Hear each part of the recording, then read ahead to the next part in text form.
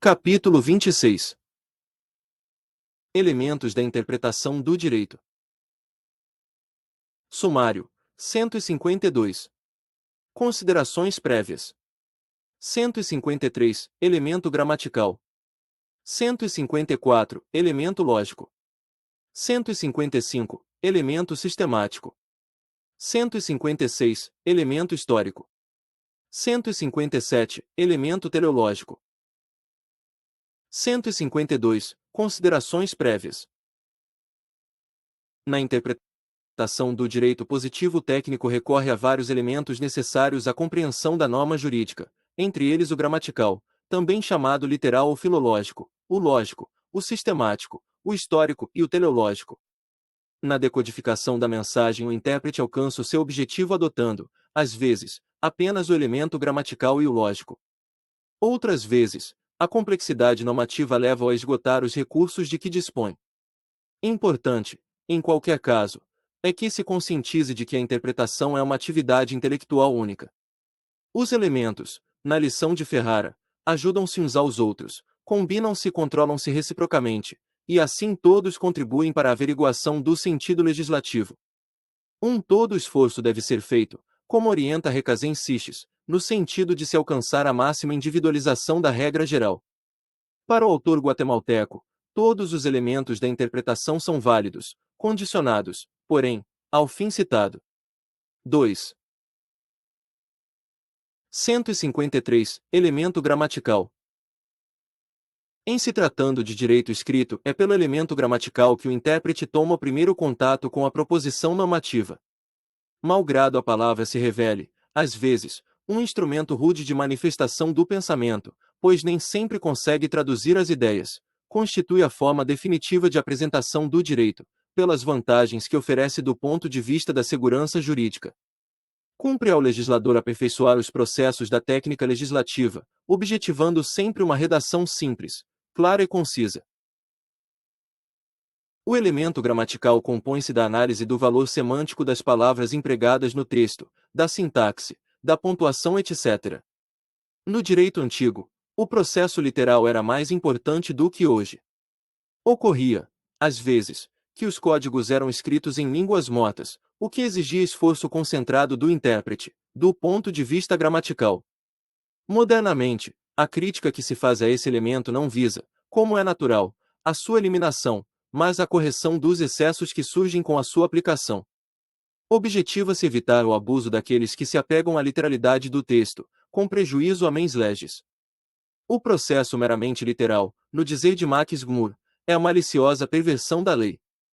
Celso, o jurisconsulto romano, afirmou que saber as leis é conhecer-lhes, não as palavras, mas a força e o poder.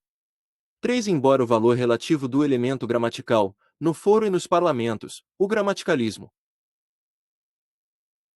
não é um fantasma, é deplorável realidade. 4. Para mostrar a aberração do apego exagerado à literalidade da lei, Carlos Maximiliano asseverou que qualquer um poderia ser condenado à forca, desde que o julgassem por um trecho isolado de discurso, ou escrito de sua autoria. Ao condenar a interpretação que separa o elemento gramatical do lógico, Stanley sustenta a tese de que a interpretação é um só processo mental, pois o pensamento e o idioma formam uma unidade e quem se apoia numa palavra para esclarecer o pensamento que o exprime, se apega, na realidade, ao pensamento por ela expresso.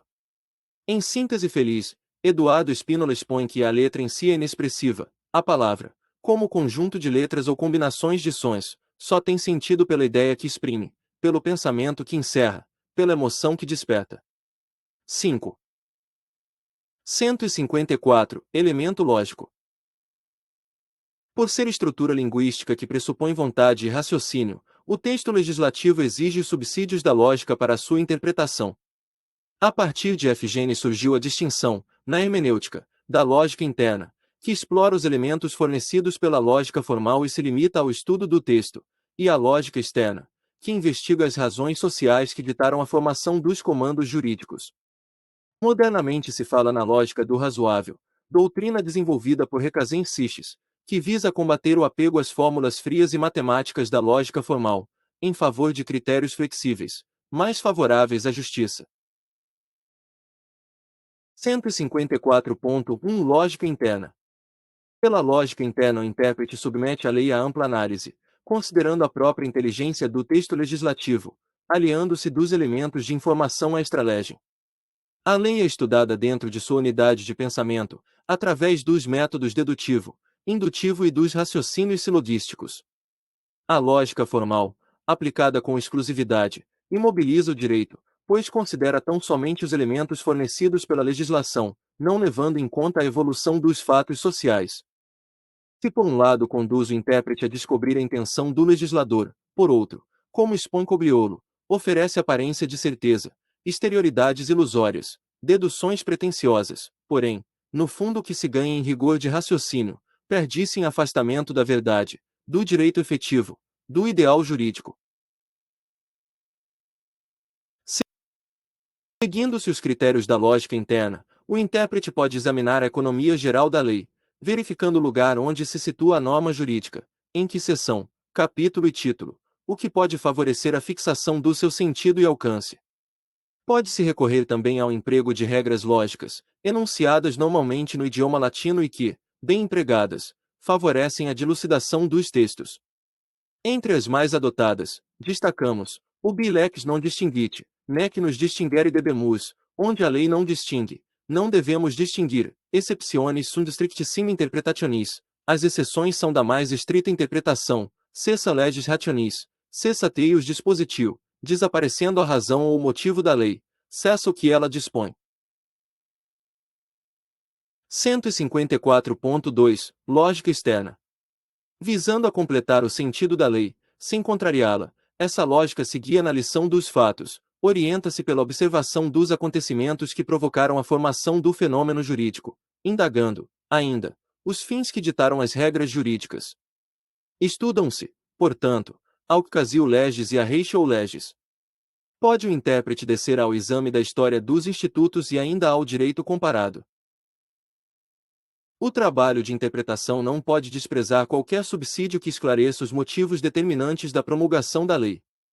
Conforme expressa o jurista Brandês, nenhuma lei, escrita ou não, pode ser entendida sem o pleno conhecimento dos fatos que lhe deram origem ou aos quais vai ser aplicada.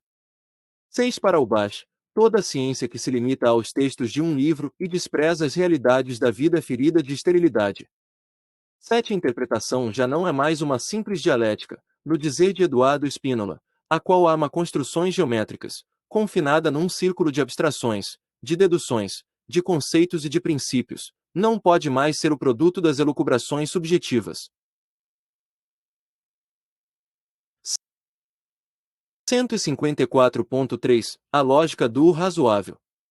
Recazem Seixas, que expõe a doutrina da lógica do razoável, julga que foi um erro maiúsculo cometido pela teoria e prática jurídica do século XIX o emprego, em assuntos jurídicos, dos métodos da lógica tradicional, também chamada matemático-física, silogística, que se originou com o organon de Aristóteles.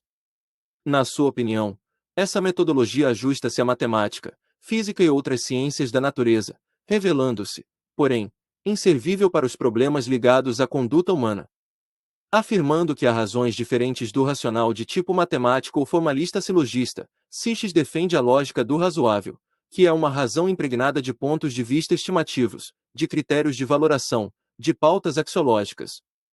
8 Entende Recazem Seixas que o direito, como toda obra humana, é circunstancial, dependendo das condições, das necessidades sentidas e dos efeitos que se trata.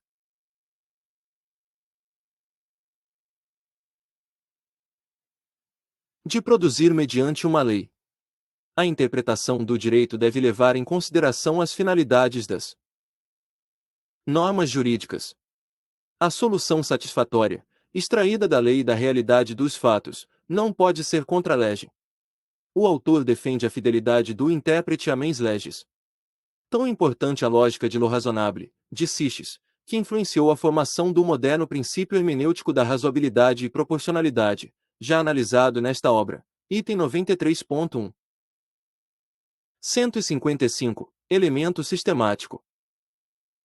Não há, na ordem jurídica, nenhum dispositivo autônomo, autoaplicável. A norma jurídica somente pode ser interpretada e ganhar efetividade quando analisada no conjunto de normas pertinentes a determinada matéria. Quando um magistrado profere uma sentença, não aplica regras isoladas, projeta toda uma ordem jurídica ao caso concreto. O ordenamento jurídico compõe-se de todos os atos legislativos vigentes, bem como das normas costumeiras válidas, que mantêm entre si perfeita conexão.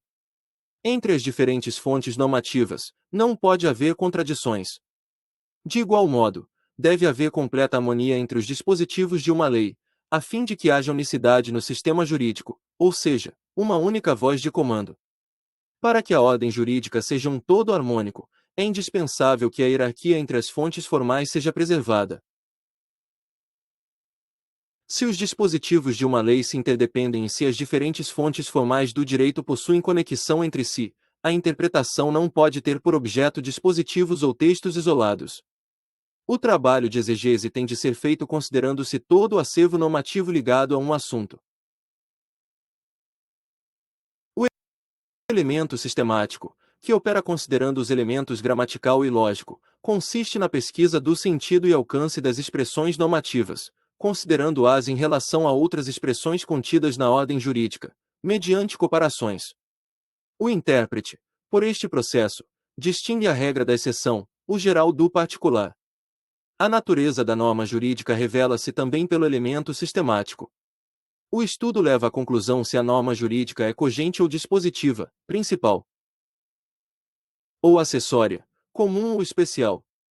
Prática uma condenável imprudência profissional que, sem visão do conjunto da lei e de outros dispositivos concernentes à matéria, interpreta artigos isolados. Tal procedimento é anticientífico. A interpretação pura e simples do artigo 121 do Código Penal, por exemplo, conduziria a resultados absurdos, se não acompanhada da análise de outros dispositivos daquele diploma legal, que se correlacionam. Quem desenvolve interpretação isolada de dispositivos corre o risco de alcançar resultados falsos, apegando-se, por exemplo, a uma regra geral, quando existe uma específica. 156. Elemento histórico.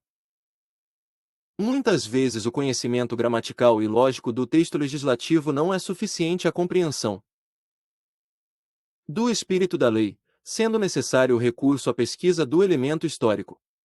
Como força viva que acompanha as mudanças sociais, o direito se renova, ora aperfeiçoando os institutos vigentes, ora criando outros, para atender o desafio dos novos tempos.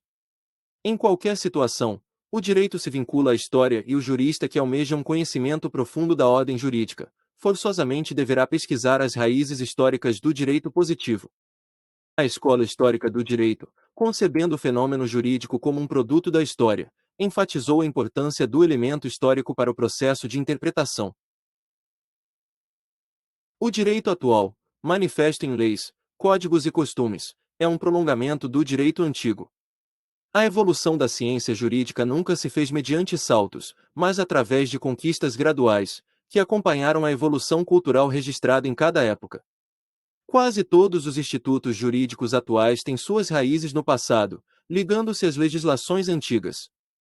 Entre as disciplinas jurídicas, a história do direito tem por escopo o estudo do direito sob a perspectiva histórica. Dedica-se à investigação das origens do direito de uma sociedade específica ou de todos os povos, com a preocupação de estudar o desenvolvimento das instituições e dos sistemas. Como a finalidade da interpretação moderna não é desvendar a mens legislatoris, deve-se dar apenas relativa importância às discussões das comissões técnicas do Congresso e debates parlamentares. Quanto mais antigo for o trabalho preparatório, menos valor oferecerá, pois terá retratado fatos de uma sociedade mais distante. Vê item 7. 157. Elemento teleológico. Na moderna hermenêutica, o elemento teleológico assume papel de primeira grandeza.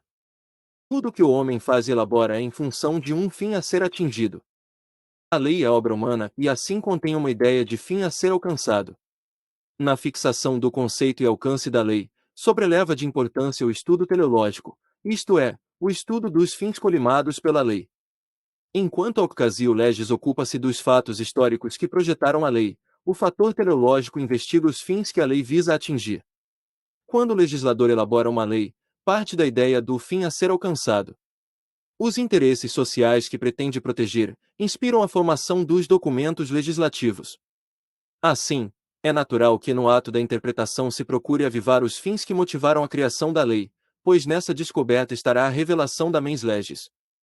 Como se revela o elemento teleológico? Os fins da lei se revelam através dos diferentes elementos de interpretação. A ideia do fim não é imutável.